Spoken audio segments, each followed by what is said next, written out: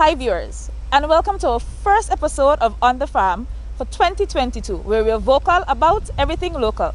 I am Shakima Hanley. On this episode, we'll be featuring PS of Finance, Mr. Colin Dore, as he spoke about the impact that agriculture has on the economy of Nevis, and also the manager of the Abattoir division, where he spoke about his new product being offered, the Rotisserie Chicken. But before we get into the discussion, we take a short break and be right back after this.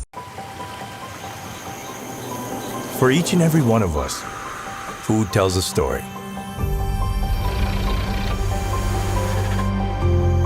It starts with agriculture, and our actions impact its journey each step of the way.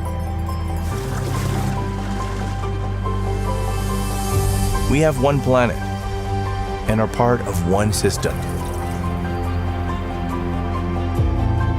We must work together to build a better future.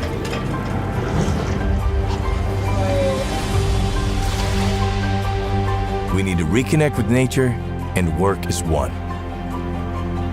Let's rewrite the story of food for a better, more sustainable world. Our actions are our future.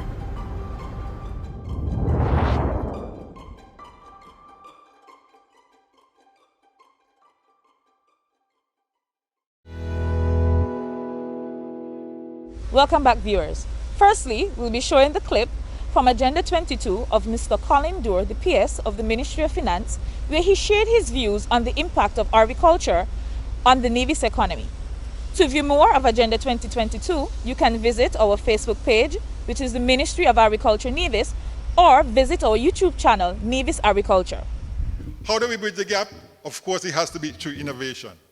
And innovation doesn't mean that you have to spend a lot of money. It simply means you have to be looking at what you have, do it differently, do it in a different way to achieve more. And it's simply that. A lot of time we look at innovation as we have to invest in heavy machine, heavy equipment. We have to go and get 5, 6 more acres. We have to spend 100,000 to build 10 more greenhouses and all of that. All it takes is looking at your operation from a distance. How many of you have gone to your farm and look at it from outside the fence? Look at it in the eyes of an onlooker.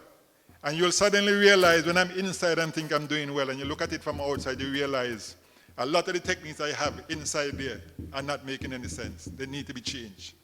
How many of you, after each production cycle, decide that what I did was not good enough? Even though I make 10,000, it is not good enough. I need to take it to the next level of 15.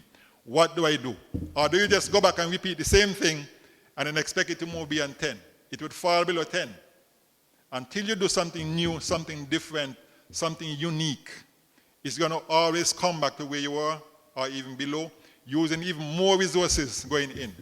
Again, because you are doing the same thing the same way and you're expecting different results, you are not innovating. So it doesn't call for a lot of money. It calls for a concept, an idea, a transformation, and a different way of doing it so as to produce different results. So what is innovation? Of course, it starts with a problem, because you must recognize that I have a problem. The numbers imported are much more than we are producing, but we have the capacity on island to produce more. Then it goes to an idea. How do I make it different? Then you go to executing the idea, and then of course, you're going to bring the benefit. So you have to take yourself through this process, and as a farmer, you have to take yourself through this process every year. Each year you start your accounting cycle or your business cycle, you have to take yourself through this process. What I did last year was a problem. It didn't give me enough. It can give me more. Even though you think it gives you enough, it can give you more. Develop new ideas, execute them, and we get to the benefits of it. Innovation basically is to use technology to improve your product and services, to be able to respond to customer demands by changing what you have on offer. You can't be offering the same thing day after day after day and expect to be improving. You have to offer new product or service, and of course, you always have to expand your market by trying to reach new customers. If you are keeping the same customer base year after day, you are not moving, you are not innovating. Changing the way you provide a service, and as we mentioned earlier, it doesn't involve large sums of money. Too often, we make changes because we are driven by a problem. So you had your farm and the monkeys came and they destroy everything and you decide, okay, I'm going to go to greenhouse or I'm going to go to electric fence. If the monkey didn't destroy anything, you'd have been there 2, 3, 4, 5, 6 years, satisfied where you are and not moving. That is not innovation. Innovation should be driven by an incentive to improve. You should tell yourself, as well as I'm doing, I'm not doing good enough, I need to get better. Not to have a problem being thrust upon you, which causes you to change the way of operation. And then when you change the way of operation, you tell yourself, I should have done it a long time ago. You have to move outside of your comfort zone and tell yourself you are not satisfied. And if you tell yourself you are not satisfied, then of course, how do I get satisfied? It has to be through innovation. So always remember, it shouldn't take a problem on your farm to cause you to move to the next level. It should be a willingness to do better, which comes from inside of you. Having looked at what you have, having you examine it and realize what I have, as good as it is, it may be better than my friend Danny, but it's still not good enough. And we need to get to the higher level.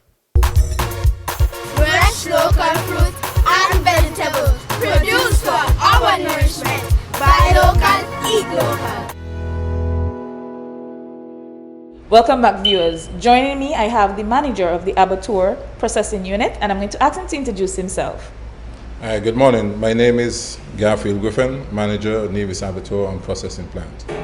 Welcome, Gary, yet another time to On the Farm. We're always grateful to have you.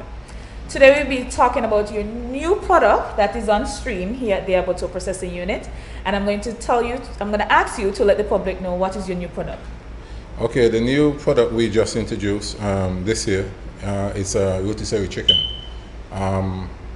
This came about because we have some local farmers producing the chickens.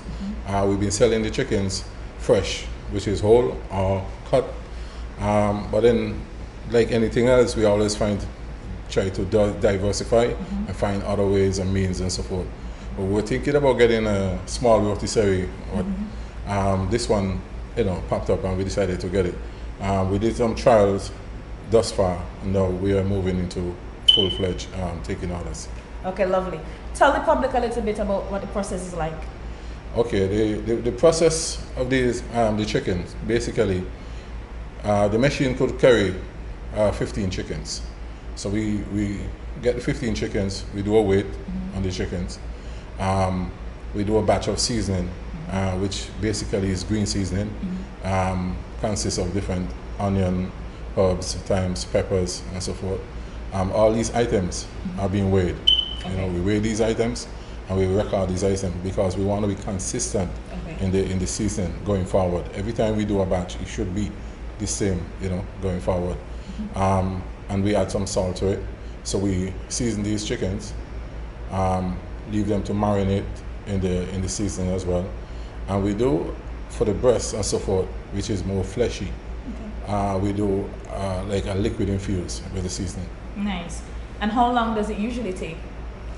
Normally, once we season the chicken in the morning, we leave it throughout the day, overnight, in the cold room, or like a fridge temperature, and then we start to cook in the following day in the morning.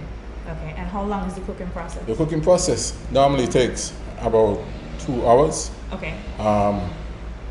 Maximum 2.5 hours. Okay. We're trying to reach a desired temperature, cooking temperature of about 160 degrees Fahrenheit, maybe 160, 165. Okay. In terms of flavors, what flavors do you have? Okay, currently we just, like I said, we use the regular green seasoning and so forth, but there are some customers who are requesting spicy, so we're also doing spicy and the regular funnel. Okay, nice. All right. When did you guys start to sell this product? Okay, we did a trial to learn about the machine, check out the machine.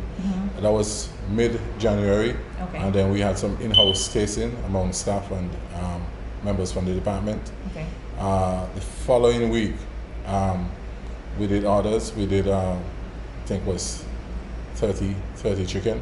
Wow. Last week we did 43. Because I think we had some to do an extra day to do some chickens for the agricultural function that we had at the park. So we did some extras that then. But generally, it's about 30 chicken in 2 days, 15 and 15. Okay, so feedback thus far. Well, based on you saying you jump already within the space of a week, feedback from the public is looking, how is it to you? The feedback we've been getting is very positive, very encouraging. Just one, I won't call it adverse. Someone was saying you need a little more salt. But salt is something I prefer people could add, but you can't take it out. That was the only comment I got in regard to the salt, but I think I'm going to leave it there because, like I said, you could add salt, but you can't remove it. So that's about it. And you have to consider persons who might be hypertensive, so it doesn't be too salt for them as well. Certainly. I understand that. Okay, in terms of pricing, what the price looking like? The price, we normally price per pound, it's only $12 per pound.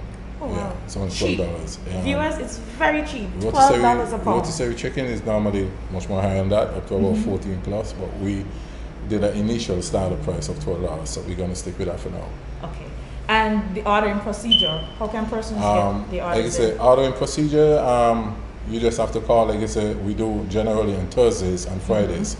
The first 15 orders we close off for the Friday, for the Thursday, and then the second 15 is for the Friday. Persons could contact us here at the Abattoir, 669-8726 or 469-5521, extension 6520. Okay, and for orders on the Thursday, you said cutoff time is Wednesday, what time?